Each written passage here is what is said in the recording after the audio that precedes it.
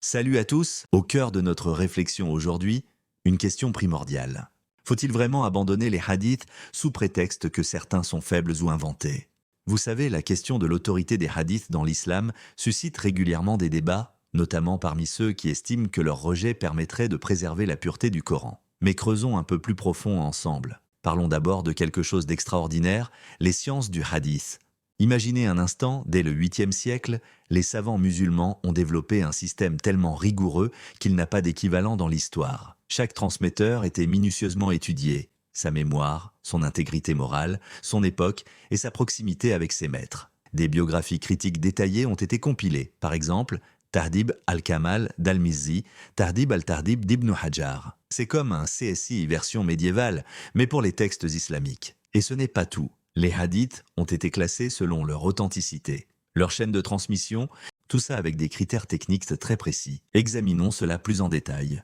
1. Selon l'authenticité, sahih, authentique, Hassan bon, daif, faible, maudou, inventé, etc. 2. Selon la chaîne de transmission, isnad, mutawatir, rapporté par un très grand nombre de transmetteurs à chaque génération, de sorte qu'il est impossible qu'ils aient menti ensemble. Ahad, rapporté par un nombre limité de personnes, un, deux ou quelques-uns.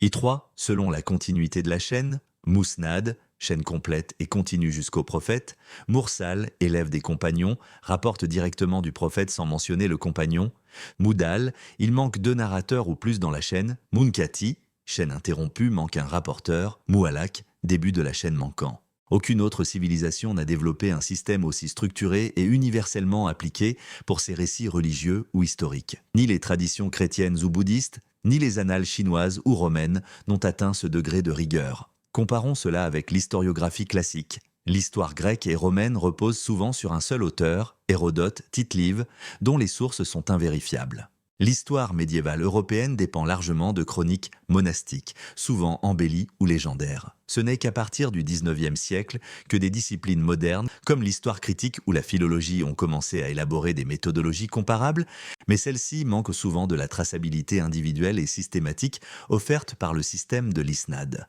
Ainsi, rejeter les hadiths, malgré cette méthodologie critique aussi forte, reviendrait à rejeter encore plus radicalement la quasi-totalité des récits historiques des autres civilisations qui n'ont jamais eu une telle rigueur. Limites et nuances reconnues. Les savants musulmans ont toujours reconnu que les sciences du hadith ne garantissent pas l'infaillibilité absolue, mais la probabilité la plus forte, Galabat al-Zan. D'où la possibilité de différence entre collections, ce qu'Al-Bukhari juge authentique peut ne pas l'être ailleurs. Néanmoins, c'est de loin le système le plus fiable connu pour la transmission orale massive. Les sciences du hadith représentent une expérience unique dans l'histoire humaine. Comment les chercheurs modernes évaluent-ils l'autorité des hadiths? Plusieurs chercheurs occidentaux, Harald Motzki, Gregor Scholler, Jonathan Brown, admettent que la tradition islamique a développé une culture de la critique des sources incomparables qui n'existe dans aucune autre civilisation avant l'époque moderne. Mais venons-en au cœur du problème. Que se passerait-il si on abandonnait totalement les hadiths? Dieu dit « Obéissez à Allah et obéissez au messager » Coran 4,59. Prenez ce que le messager vous donne et abstenez-vous de ce qu'il vous interdit Coran 59,7. C'est là que ça devient vraiment intéressant. Le Coran nous dit clairement d'obéir aux prophètes, mais comment faire sans les hadiths? C'est comme avoir un manuel d'instruction sans les détails pratiques. Sans les hadiths, il devient impossible d'obéir au messager de manière concrète, car le Coran reste global, tandis que la Sunna explique les détails.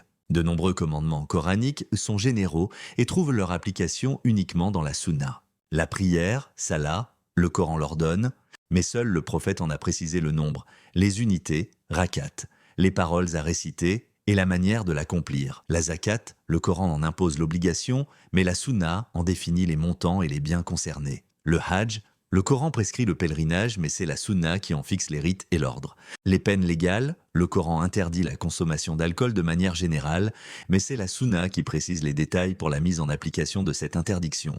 Sans la Sunna, le Coran se réduirait à des concepts abstraits, difficiles à mettre en pratique. Le prophète a enseigné par sa parole, mais aussi par son exemple, il a incarné le Coran dans sa vie. Et là, on arrive à un point crucial, rejeter les hadiths. Ce n'est pas juste écarter quelques textes, c'est perdre la mise en pratique vivante de la religion.